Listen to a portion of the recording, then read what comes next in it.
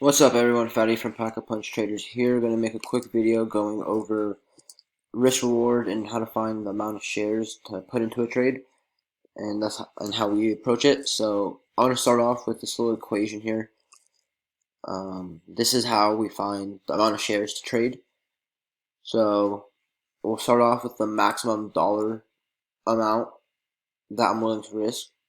For example here, 150 bucks. And then we go and see if we were to enter this trade, how much would I be risking?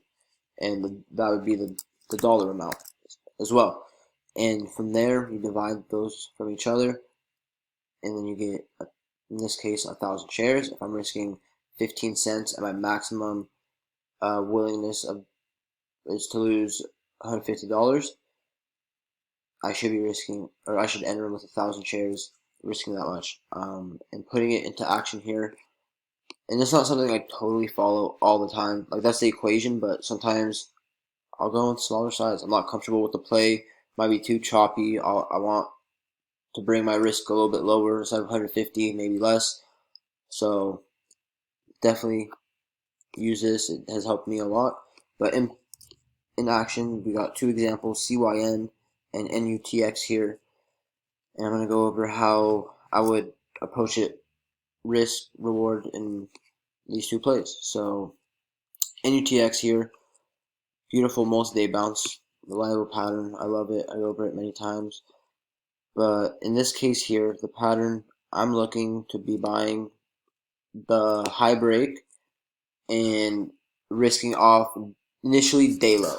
That's what would be happening initially. Of course, throughout the day, over time, it's going to consolidate. It's going to have different levels. I'm not going to be risking the day low the whole entire time. At some point after, we get this confirmation, my risk is going to move up from day low at 788 and bring it up significantly to 815. So you're bringing it up a lot, and that's reducing your risk a lot. And in that case, you can even add more to your position because you're gonna lower your risk. So how did I approach this trade? What was it? Because I know we had this high break here, and I added slowly. But point is, first find the key level, because I'm not only risking $150, I also want to risk off a key level on the chart, because I don't want to just blindly be in a play and have it go against me. So I'll risk maximum 5%, and that should also line up with a key level on the chart. So in this case, and sometimes I push it if it's a starter. In this case, I'm getting in at 834 right here on this first entry, and my risk is 788. So we're risking roughly 50 cents here, a little bit over that 5%. So I'll get in with small size, since that's what's going to be happening, and then I'll let it develop. And as I see that it keeps holding the low eights here, and it's a hard area for it to break, and once we get the confirmation with volume and price action, you see that the risk is going to change, because I don't need to be risking down here. The key level on the chart is up here now.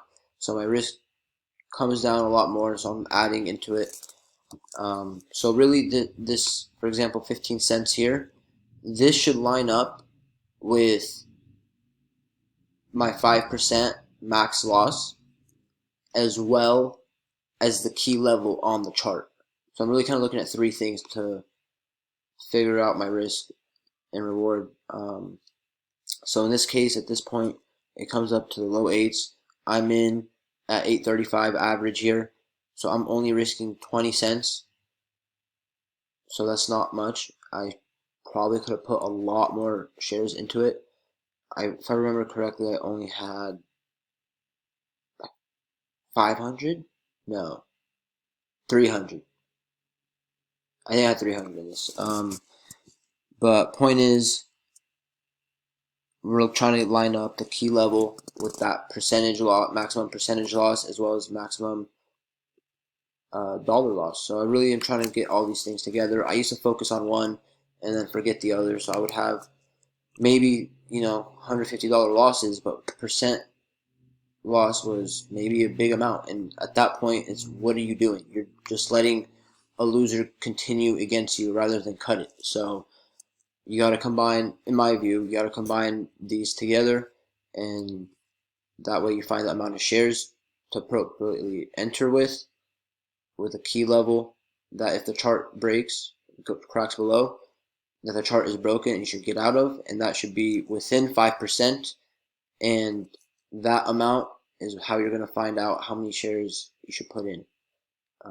So hope that was clear, going over how we identify risk, how we approach it, how we let it guide us, and usually looking for plays with at least 3-to-1 risk reward. I know you hear that getting thrown out a lot, but in our case, it definitely has helped looking for higher odds plays. 2-to-1 they work, and sometimes they continue. You underestimate a play, so that happens. But stay safe, cut your losses. I used to cut losses quickly. Now I would say I cut it efficiently because quickly for me, this little dip, I would have been faked out. I would have not continued to hold through this play and even add into it. But as long as the trend was holding and it was not going to touch my risk level, my stop, I usually put a stop loss at these levels too, so I don't have to worry about it. If it panics, I'll just get out. But yeah, I'll keep adding to the trend as long as it fails to touch my level. It should work out nicely. So that is kind of how I approach risk. And when we're talking about one last thing, and I'm kind of rambling, but one thing to look at with key levels, I completely forgot CYN here. Looking at key levels, how we're going to find the key levels is you can also look at a daily chart. On the daily chart here, we have 4.5. That's a key level, 440-ish. And then intraday, it also lines up with that as well. Like, look at how many times it tried to crack 450, 440, and it was a quick tap. We'll call it 450. But it tried to crack it 1, 2. This was a little bit of a higher low. We'll say 3-4 times it tried to break down and test that level, and it can't break it. So you're getting an idea that that is a good level to risk off of. It's a key level that is getting defended, and if it breaks that area, a lot of buyers are going to be underwater, and shorts are going to feel more confident that it's cracking a key level and start adding to their short. And buyers will be getting out as well. So there'll be a lot of selling, theoretically, at that level. So that's where I would be risking off of. In this case here, I was getting in at 473 and risking 450. So if I were to be sticking to my plan, I would have 150 divided by 23 cents, 0.23.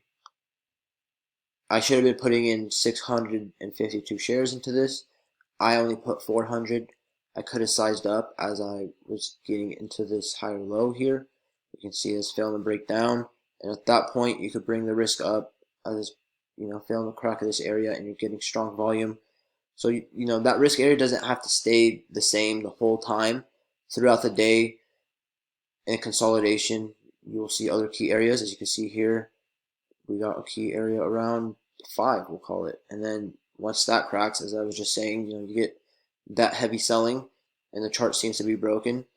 But that was in this time frame. But if we look on a broader time frame, it was actually still making a higher low. So this was still intact, but I wouldn't have wanted to go through all that dipping. So I would have been risking 5 if I were to be getting in the 520s, 525 area right here. So I'd be still risking 5% if I was in at 525, risking 5, and adjust with the $150 what the amount of shares I should enter. So that's pretty much it. I'll probably make future videos going on this, and maybe if there is more depth, but I feel like I kind of got into it here and started going over it many times. Kind of sound like a broken record. But yeah, I hope that was helpful. Like the video, subscribe to our channel. And if you're interested in checking out our top plays right now, I got a video lesson out right now, as well as I already posted the top plays and the watch list here on Twitter. So check that out at Pocket Punch Traders. Give us a follow. Besides that, have a great ending to your day.